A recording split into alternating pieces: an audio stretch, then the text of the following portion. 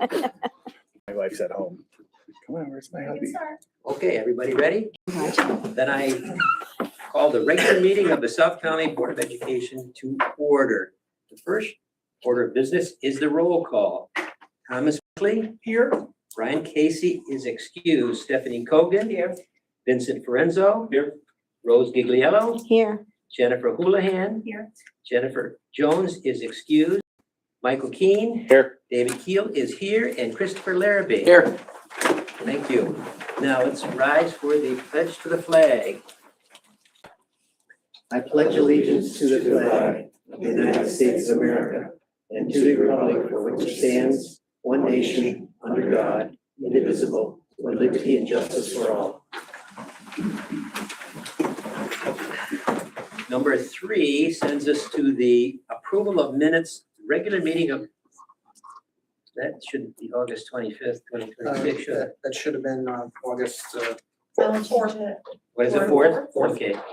Yep. Everybody just make a little change on that. Regular meeting of August 4th, 2026. And a motion, please, from Mr. Larrabee. And a second by Mrs. Gigliello. Any questions, comments, changes, or anything? Hearing none. The motion was made by Mr. Larrabee and seconded by Mrs. Gigliello. All in favor? Aye. Opposed? Passes, let's see, we're 7-0.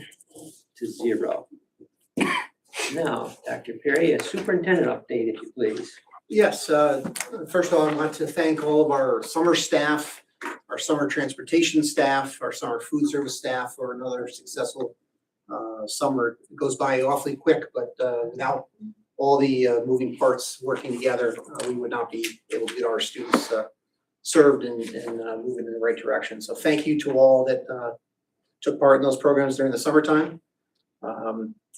Look forward to welcoming our staff back on September 3rd.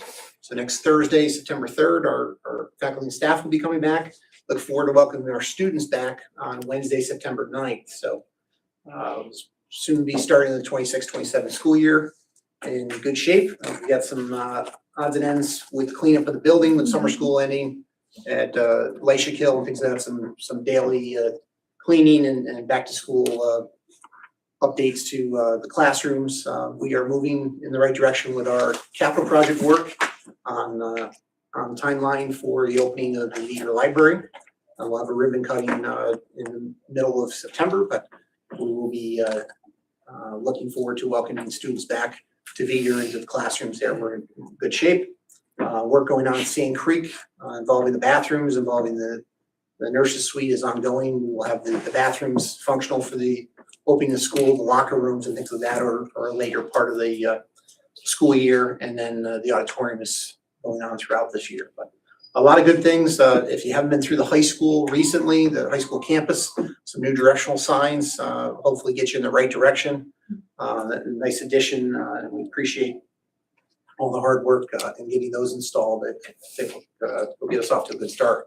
We started our fall athletics at the varsity level. Students are back on campus. And so far, Mr. Romer reports no injuries, so that's always a good thing.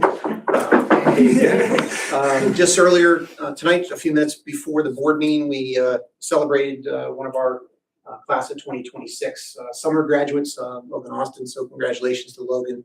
And thank you to Mrs. Vardaro for all of her hard work in helping Logan achieve his high school diploma. So very excited about that, and also to see a young man continue on with his education. Before the board this evening is a draft of our academic pillars and goals. So one of the things that we focus on are 4 pillars in South Carolina: academics, wellness, character, and community.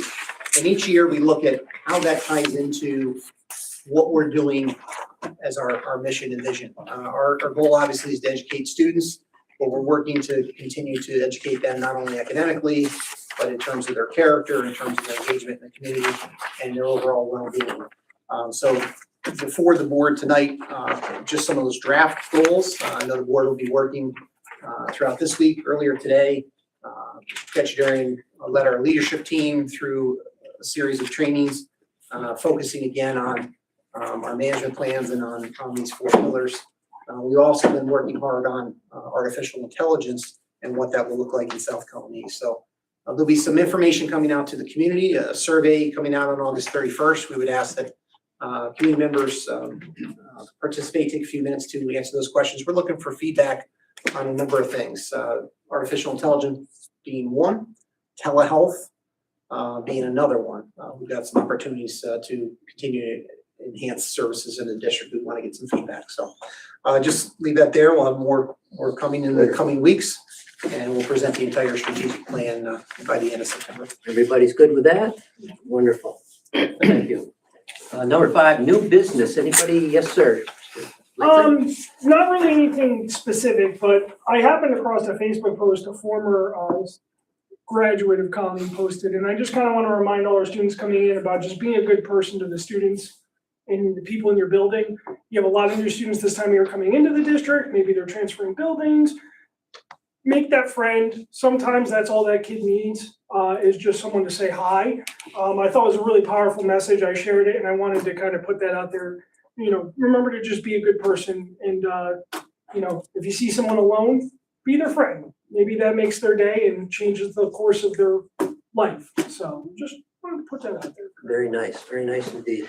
And Vincent, if you want to go along with that, with what the what you're going to do with the freshmen, which goes along with what Mr. Blakely said, freshmen who have been in 2 different 8th grade schools coming to the high school as 9th graders, and they have to learn to coexist with one another too. So you want to tell us what you're going to do? Thank you, Mr. Keel. Next week is our starting our SMART freshman orientation from Monday through Wednesday. Those are the first 3 days that the freshmen come in and they go through a series of trainings for mental health. A bunch of upperclassmen give tours of the building and show them around and get to know what their opinions are of the high school, answer any questions, calm any fears or nerves. And that all ends, the week ends off on Friday the 4th, which will be the day of service for all the freshmen. I don't know the exact number of how many kids we're going to have, but Ms. Misik and Ms. Luce are currently working on it. We're going to be working at Midway Fire Department. The freshman day of service has gone through a few changes, but overall, what we're going to be doing on that day of service is we're going to be working with the fire department to make sensory bags for the fire department firefighters to have at Midway to give to kids when they go on missions. And we'll have other stations. I think we're making buttons, we're making, and we're working with just overall to grow a community and show the kids that the high school isn't as scary as they may think, and get them involved in the community. That's all I got. Unfortunately, I can't be here on that Friday, which is, I've always enjoyed the events of that week and then the culminating experience. But so if any of you folks can make that Friday, it's well worth your efforts. So appreciate it. I was at church and Eric and Kristen Obermeyer asked me to show up and help at 8:30. So Thank you what very happens much when you go to for doing church? Is that the day of service? Is that the Friday? Friday, Okay. September 4th, that'll be, I believe we start at 8:30. We get the kids on the bus at the school at 8. We'll get over to Midway on Central Avenue at 8:30, and that's when we'll start work. I'm in a similar boat. I'm heading out of town. Yeah, that's right. Thank you all. Anybody else about? Yes, ma'am. I went to the picnic on Oh, good. Yeah. yesterday. Oh, yeah. Oh my God, it felt like it was a week. Yeah. It was awesome. It was really nice to see everybody and meet and thank them for what they're doing. And some are a little nervous about getting the schools ready in time because so much is going on, but it was really nice. Very good. Thank you. Anyone else? Go ahead, Mike. Yeah. Go ahead. Okay. So I just want to say thank you to the food service. My son gets lunch every single day, regardless that it's free or not, he still would purchase it. These 5 up front, your positions are so important in the district with dealing with children, and so thank you to that. One other thing that I did want to say a little shout out to is so for the 37 fall sports that we have, athletic sports, both men and women's, 37 teams from modified all the way up to varsity sports. Just want to thank the nurses and the athletic department, mostly a lot with the nurses of getting those certifications for those athletes. It's a lot of work to do that first in the summer into now to get them certified to be able to play sports. And I just want to say thanks for going above and beyond for the nurses. That's Thank it. you very much. One thing on that, Shaquille, it was our first varsity level field hockey team since the 1970s. Wow. So we're looking forward to that. We've been growing the program. Yeah. At the JV level this year, there'll be a field and a varsity team. So they are bringing back a program over 50 years. That's great. You talked about the signs. Family drove through and everyone raved. It pops and just, looks certainly a lot more modern than what we've had. I was not here in our last meeting last month. I got to attend School Board Association's leadership conference, share out information, lots with regards to AI, regarding the student board member. And I think there's that opportunity for us to keep, Vincent's a great foundation, and then we strengthen that as we move forward. Also had the opportunity last week to meet our, many of our new staff that were at orientation. I know Rose, Mr. Keel were also there. And that was, you asked one of the questions. My favorite thing is knowing who's coming back into our district. And I think we had about 7 or 8 hands go up, and, kudos for bringing them back and, being somewhere that they love. So I appreciate that invite, and we'll certainly try and be there each time. Very good. I'll just parrot again what Mike just said about the new teachers. Can you imagine 2 days of having experts tell you about the EAP or the certification, or do they have a test at the end? Because they got more information, boy. I hope they appreciate it. They heard it, of course, from Mr. Rablati and Mr. Cacciadorian too. So lots of information, and it's a nice bunch. There are some veterans and some youngsters, some people who have had lots of experience and some who have not. So we're happy to have them as part of our family here. So thank you. Anything else under that? Okay, let's go to number 6, communications. Nothing online. Nobody in person. Nothing, okay. Then we'll go next, 7, to the board committee reports. The first being the code of conduct. Dr. Perry, would you Yes, like- so in the month of July, we open up our public hearing for the code of conduct. We do it on an annual basis. This year, the adjustments to the code of conduct focused on some language adjustment for apparel and head garments and things like that, and also language related to the cell phone implementation policy, make sure we're consistent throughout the entire thing. Some adjustments with vaping and some terminology there, and the ability for the admin to use a handheld wand on a limited basis as part of a search process when there are concerns about the safety of a weapon or some type of metal object. The code of conduct public hearing was really not any community feedback from it, but just really minor adjustments to what we've done in past years. So it's presented to the board tonight for final approval.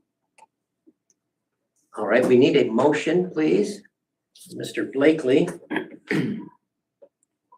With a second by Mrs. Gigliello. Any further discussion? Would anybody like to say anything about this or ask a question? Hearing none, then the motion was made by Mr. Blakely and seconded by Mrs. Gigliello that the above stated code of conduct policy 5300 and the code of conduct plain language summary policy read there for the 2026-2027 school year be adopted. All in favor? Aye. Opposed? Passes 7-0. Now, Mr. Ravaletti, it's your turn and for the safety plan.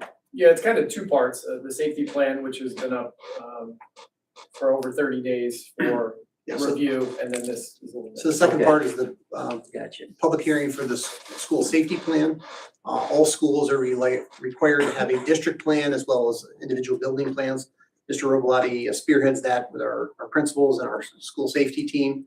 And so that public information was out there. Again, adjustments each year have been things like the School Violence Prevention Committee, the pandemic plan were recent additions to that. There is a public-facing document that's available. It's a shortened version, if you will. And then there's about I think it used to be 90 pages. It's significant, yeah. Significant, that's got building plans, schematics and things like that that are shared with emergency personnel that would respond to crises. And those are obviously confidential, shared with state ed, but done through a online portal at this moment in time. All right, I need a motion then. Mr. Larrabee. And a second by Mr. Keene. Any further questions, anybody? Comments? All right. The motion was made by Mr. Larrabee and seconded by Mr. Keene that the above stated South County district-wide school safety plan for 2026-2027 school year be adopted. All in favor? Aye. Opposed? Passes 7-0. So then we'll turn over to Mr. Robolati Okay, for very good. introductions, which we did prior to, and also Little of the thunder has been stolen from the presentation, but that's okay. In the past, I've done a presentation for my seat. It's been a little archaic, old pictures, and just something I recycled. I thought this year, just to do something a little different, since we're investing conversation and finances into our community engagement and safety coordinator positions, kind of give you a little bit of background of how they work together with our school resource officers and kind of look at the team. It's a safety team that starts with the students, then works outside to the school, and then the larger community. It's like a three-tiered process that we look at. But here they are. The tan half are retired, the not tan half. Wow. But these are community engagement and safety coordinators. Jason Orquist will be at the high school. Tracy and Becky will respectively kind of work the same schools that they were working before, but on part-time basis. We're not trying to take all of their retirement time away from them. Jason, different conversation. He's ours. As long as there's kids in the high school, he's going to be there. And when possible, also will be helping with our larger events in the evening. Our school resource officers, Jonathan Kaiser, new to the high school, replacing Officer Berkery, will be starting out this fall. Brianna, who's been with us for a little while, works the Sand Creek side. And then Amanda Alexanian, I can say it, Alexanian, who was unable to make it tonight, formerly Amanda Paris, who you may know and recognize the name. She'll work the other half. And the other half of the district,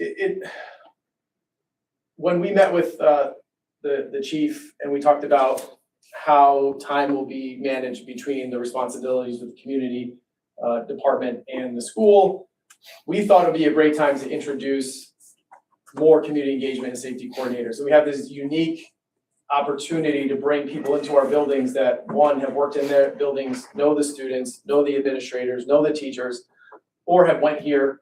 Jason's new, but he knows the building. He has children in the building, and he went to the high school, graduated together. A lot of time since he's been in there last in a capacity like this, but familiar. And I think that's really important. And together, we look to integrate safety and wellness as a team. Those are the differences between what, in theory, both sides of this team does. One is a little bit more ingrained into the school community when you sit down and talk about students and families and how we can help support them in addition to just managing the everyday traffic. And then you have the more traditional SRO piece, which is that liaison between events that are happening in the school and law enforcement or first responders, and using their skills and their training to kind of keep everything calm and moving forward. Empowering safe choices through targeted hands-on student training. There is a large piece that is just making sure that our students are prepared through drills, through conversations in classrooms. On the far end, the academic intervention, those are real specific classes that both the school resource officers and community engagement coordinators can go into classes and speak to their experiences, work with students in the College and Career Readiness Center, go to the forensics class, criminal justice, even some of our English public speaking classes. Those are areas where their expertise, not just being in the building for safety, but also to educate our students and give them insights into professions and careers that maybe they're interested in. Youth engagement program for grade 5, formerly known as DARE. That program is just renamed and handled by Brianna and Amanda. So bridging behavioral health, physical security, and law enforcement. Those are the 3 strengths I think this team brings to our building. Our strategy can scale from dealing with one individual student in crisis to dealing with a whole building that may be dealing with a safety or security issue. So it can be 1 or it can be 1,600 at any moment. And the expertise and the training and the background that these individuals bring to our buildings at any moment allow us to quickly bounce ideas, but also keep things calm, smooth, and moving in a good direction while there's immediate correspondence with first responders about what's going on and what we would need to do in those situations. As I mentioned earlier, that kind of 3-ring approach, we have students in the center, then school and community. So that first ring, proactive mentorship, just being available, having conversations, talking with students, whether it's in the hallways or classes or lunchrooms, being part of the community. Also helping to manage, and this is on the community engagement side, helping Deneen with McKinney-Vento scenarios, managing some of the residency issues, and also dealing with truancy, working with families and students who are having a hard time getting to school, coming up with plans, building relationships, engaging them to get them back into the building. The clinical partnerships are SROs working in conjunction with our social workers and psychologists. We have students in crisis and helping them get the supports that they need.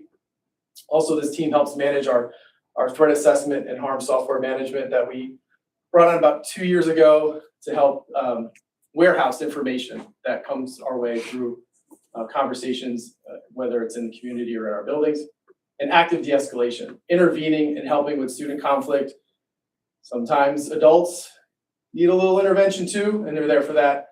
And also executing targeted student security plans. So practicing those drills and working through scenarios so that our students are prepared for the things that we don't ever want them to have to deal with, but being prepared so their muscle memory is ready to go. So the second layer would be the classroom. These are just a few of the things that this team has worked on over the course of the last couple of years to help hardening the target, making it more challenging to get into our buildings, making it harder to get to our students, while at the same time making those environments feel safe. We want students to walk in and feel like a school while we do all the things on the outside to make sure that it's a safe place to be.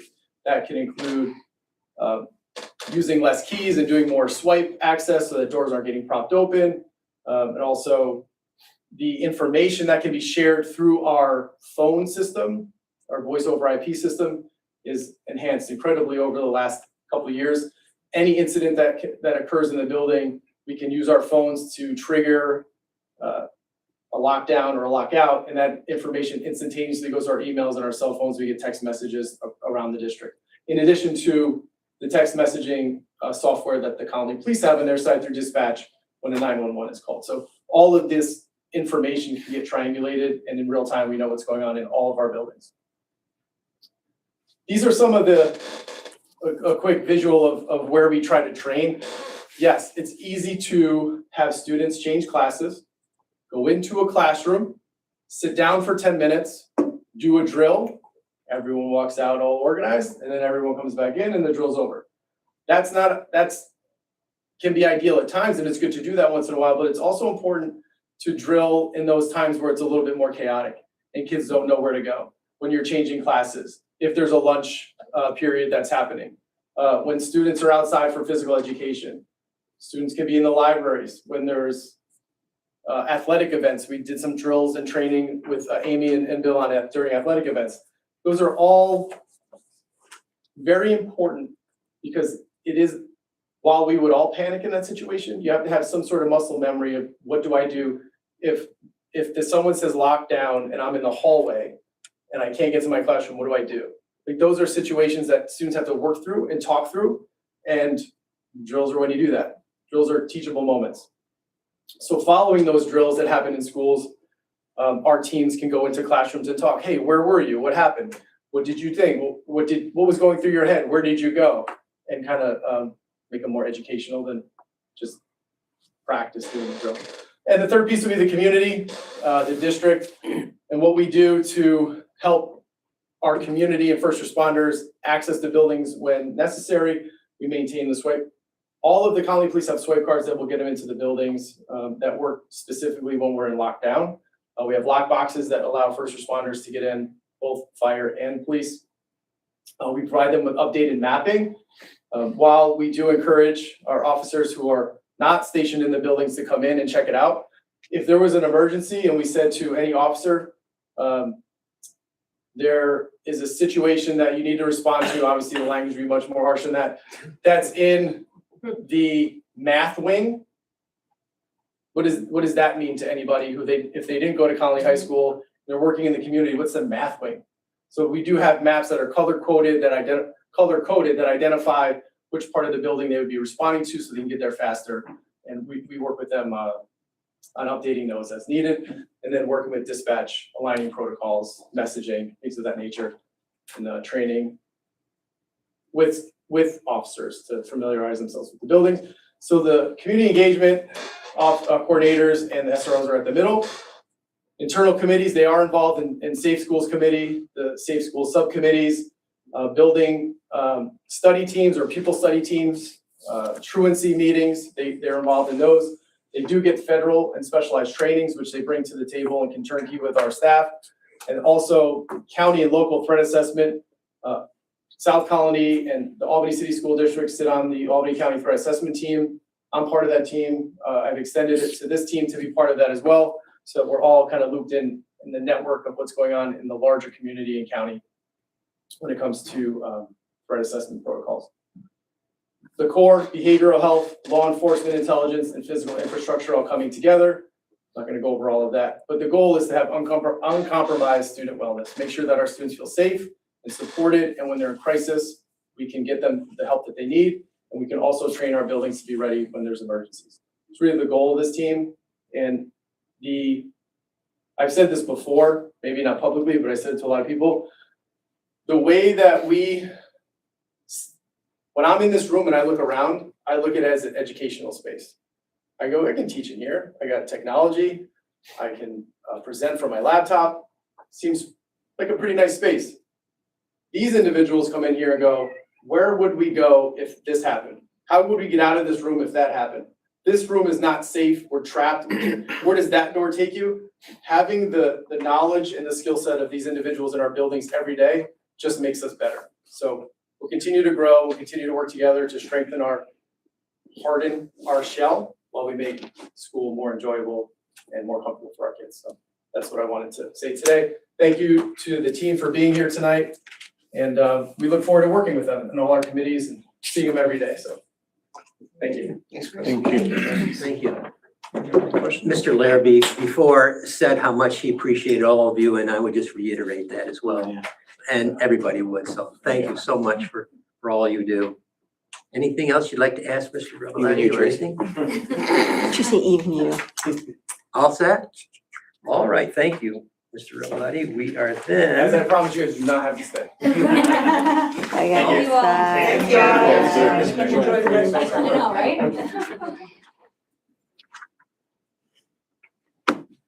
Okay, now we're ready for number 8, are we not? That's reports and recommendations for action. Would you please Or look? actually, do we need to vote on the plan? Oh, we did. Did we Yeah, do Harpy? We did the plan. Okay. So we're on reports and recommendations for action. Would anybody like to discuss anything there? I'll take a motion, and that's going to be on page 7. A motion from Mrs. Triello. And a second by Mr. Blakely. And now you can ask away. Anything you want to know about that set of information?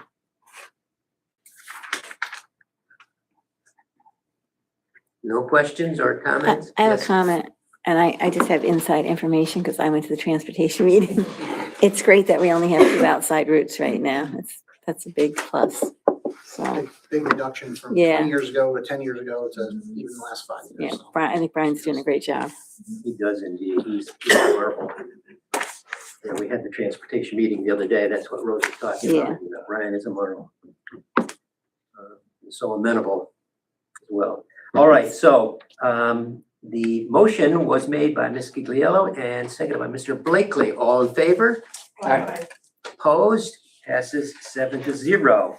That was number 8. Now we're on number 9, personnel instruction, 11 to 18. There's quite a number of things to discuss. Mr. Rablati, anything you'd like to fill us in on? So much happening. There's a lot here. It's that time of year where we receive messages that people have earned other opportunities in different places and they move on. So we wish our TAs luck here who have opportunities, some in elevated roles and some in other places. I'll commend our admin team and whatever teachers they have working with them to get these committees together quickly to do this hiring. They're really doing a lot of work to fill positions that were unexpectedly available. So teacher positions, long-term sub positions, long-term replacement positions. We don't need to get into the differences of those, but it's a thing.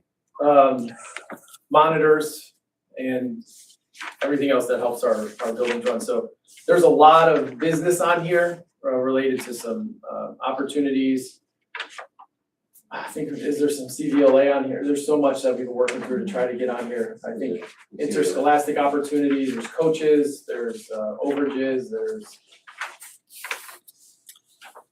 a lot, but a lot happens this time of year, so we were scrambling. I appreciate Amber's flexibility with helping us get things on, because it didn't look like this yesterday. And today it does. These things are constantly changing, so. One of the things that is on here, we've got some administrative salary adjustments.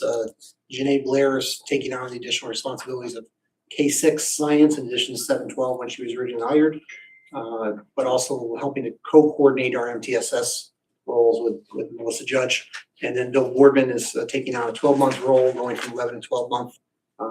Really the expansion of UPK is driving that. We're looking to be proactive in terms of making sure we've got the available slots for meeting the requirement for by 27, 28 to have space available for all eligible students.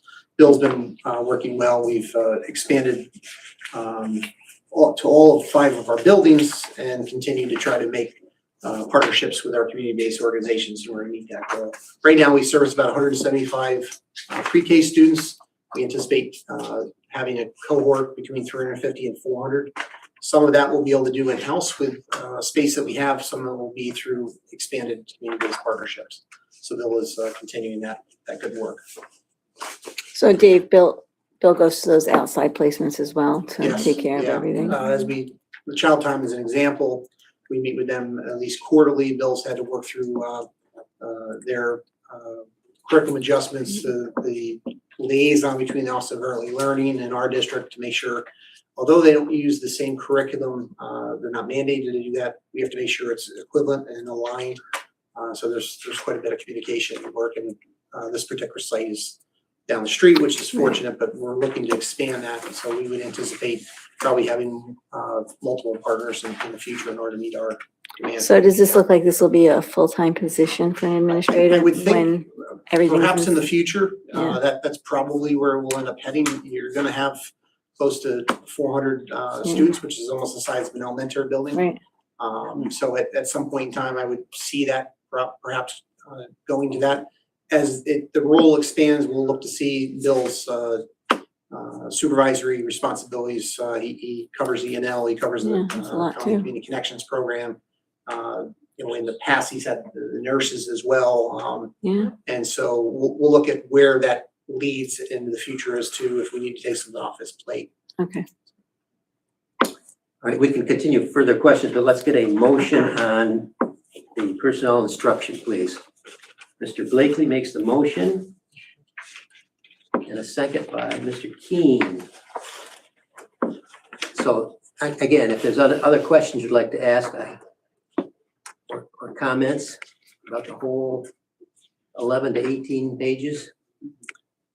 Hearing none, then the motion was made by Mr. Blakely, second by Mr. Keen, that the instruction personnel changes listed on the attached sheets dated August 25th, 2026 be approved. All in favor? Aye. Opposed? And it passes 7-0. Number 10 is personnel support. Again, the sizable list, right, Mr. Rabalai? It stacks up against some of the largest, yeah. It's a good size list, and again, it grew throughout the week, so flexibility was fantastic with getting these things on here so we can move forward on the business end. Never like to see anybody go. I wish Kim the best. I know she wasn't looking to retire at this point in her career, but I wish Kim the best. And I'll keep her in my thoughts, and hopefully she does well. A lot of new positions on here, a lot of monitors, some food service. Obviously, the one that stands out, Tom is here tonight.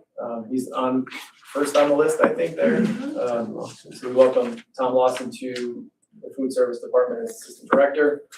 One other thing I just want to point out, which I think is really cool, page 24 on what I'm looking at, what we hired Tashawn Tonic.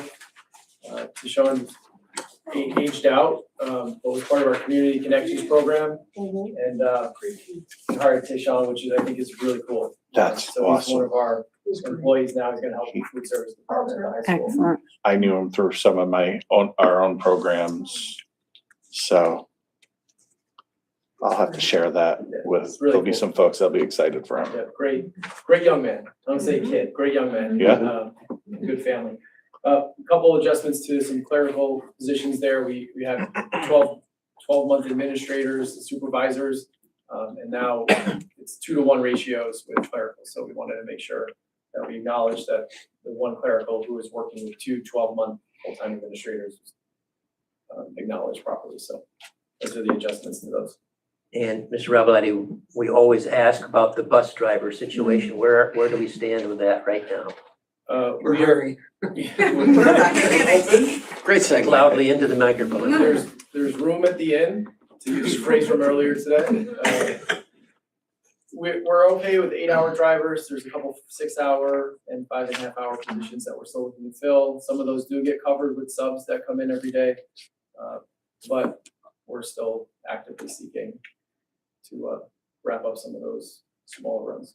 And I think it's important to note that Brian's told us the other day that last year, there was never a route that didn't get covered by Yeah. some Right. manner or We means. never had a cancel. So he's amazing. Sometimes he drives, but not often. I don't think post-COVID, we've had one route that's been canceled.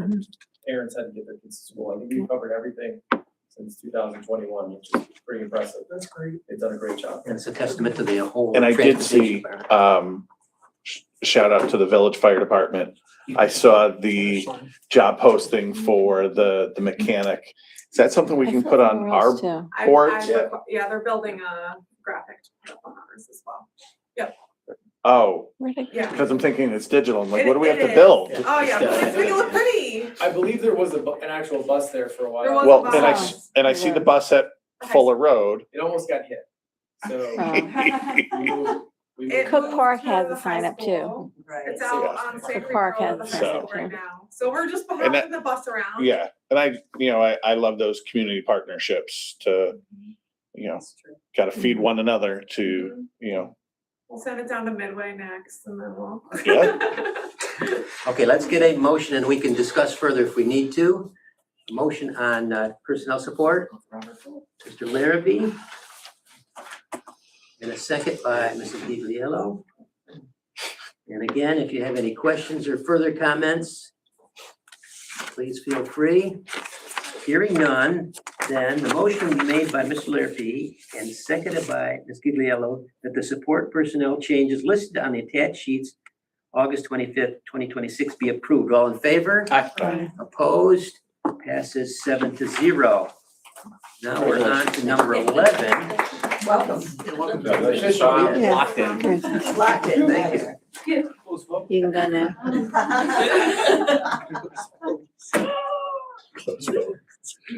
Okay, how about, Mr. Cacciatore, would you like to take the floor? Yes, sir. All right, so we have our professional development plan, our PDP, annual review of that. Last year, if you recall, I kind of did a little bit of a change in how we approached it, more emphasis on some of our literacy initiatives were embedded in there.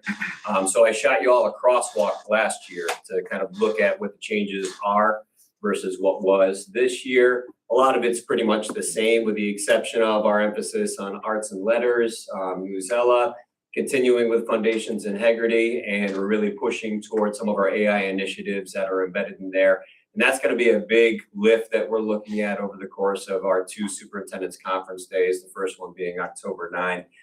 Been working closely with Jim Lovett on trying to come up with not only our plans for what that day is going to be, but also for the recommendation of Dr. Perry, having some kind of AI guide rails. So we're creating a handbook that we've got at a good place with a draft. So one of the big things that I'm going to task our professional development plan committee with is going to be to take a look at that draft and provide the first set of eyes and feedback. And that's something I want to work on over the course or the duration of this year to have at a good finalized stage. And by finalized, we know that AI is ever changing and it's always going to be kind of this evolving thing that we have to keep up with. So that document will continue to kind of live and breathe with all the changes that happen to it and with it. And I'm just going to continue to look at our different stakeholder groups to provide the feedback to us. So what was emailed to you guys before in conjunction with what Chris put out there is just a very brief synopsis of what that 26-page document really has in there. And then the big work, as I was just saying, is going to be really related to our AI push this year and trying to provide, I think, a lot of the doubts, the fears, the trepidation, and also some of the open embraces that people are bringing to how we want AI to interact and be part of our educational learning spaces. So it's going to be really important that we help support an ethical character with our student population and how they use it, and much the same that we're able to provide the professional development and the tools with our teachers so that they understand that it can be used as an efficient skill and an asset in certain ways to help them with their daily functions, weekly functions, and yearly functions in a professional capacity. So we continue to push at what those needs are, listen to the feedback that's coming to us from when we talk to our teaching population and try and meet them with where their needs are, and also continue to push the envelope a little bit more to understand what it is that we can do in an organizational capacity using AI as a leverage tool. All right. Thank you very much. Mr. Keel? Yes, Just have sir. one question, and it's not really related to that, but it is a academic. Mr. Cacciatore, do you mind, with all those listening at home, just quickly explaining again that about the classes that the stipend is being covered for students Sure. taking college level or any other classes this year? So we have a large number of classes, roughly 53, I might be off on that number, that we offer opportunities through a variety of UHS partners. I think there's 8 of them in total. And with them come, the class offering, then based on enrollment and decisions that students and families make, we'll have sections that come off of those offerings.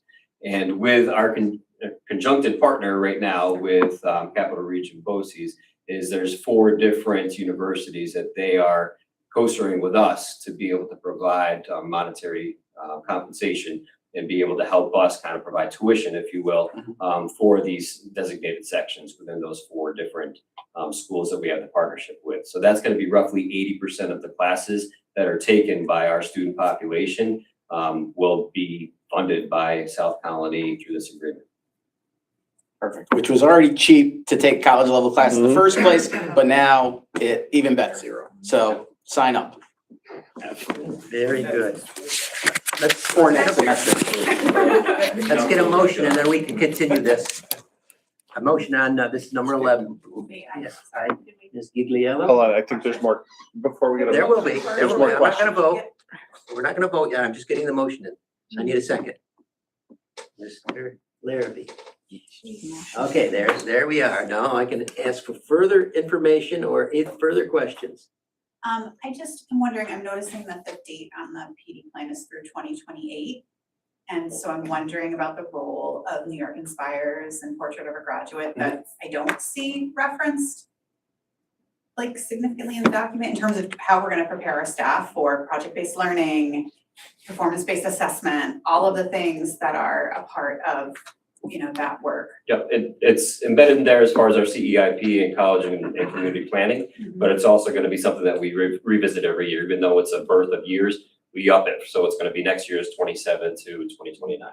So we'll continue to build in what those needs are to meet with the Portrait of a Graduate and Inspires New York, requirements are going to be. Not knowing just yet, Yeah. we're continuing with what the drum is that we're beating, which is getting them the pathway experiences and exposure. Thank you. Anybody else want to further the discussion? All right, so we have the motion made by Mrs. Gigliello, seconded by Mr. Larrabee, that the above stated professional development plan be adopted. All in favor? Opposed? Passes 7-0. Number 12, sole source procurement. Yes, this is part of the Youth Detention Center. We are still LEA, the lead educational agency for flow through of monies.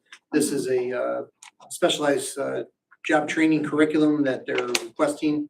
They have monies available, and this company, CTEC, is the only company that offers this particular product, so that's the sole source. I'll stop there if there's any questions. Okay, first let's get a motion by Ms. Gigliello and a second by Mr. Blakely. And now if you have a question or further comment about this situation, hearing none, then the motion was made by Ms. Gigliello, seconded by Mr. Blakely, that the above stated resolution authorizing the purchase of CTEC Associates Incorporated as a sole source procurement be adopted. All in favor? Aye. Opposed? Passes 7-0. 13, future meetings. Let's see, is there anything about the future meetings that we need to discuss? Communications will meet next Tuesday. Graduation Hall of Fame the following. We don't meet again as a board, as a full board until the 15th. Correct. Just a reminder of the adjustment in time. We get out of our summer hours and go back to 6:30, start time for the board. And the committee meeting, 5:30. Yep. All right, anything else? Anybody? Question, comment? Then we shall go to an executive session. And we need a motion to do that. Mrs. Gigliello. And a second by Mr. Blakely. That is the motion by Ms. Gigliello, seconded by Mr. Blakely, to enter executive session to discuss fiscal and employment matters relating to particular persons. All in favor? Aye. Opposed? That passes 7-0 at 6:47. 6:47 p.m. 6:47. Thank you all. Thank you very much. Thank you. Welcome aboard.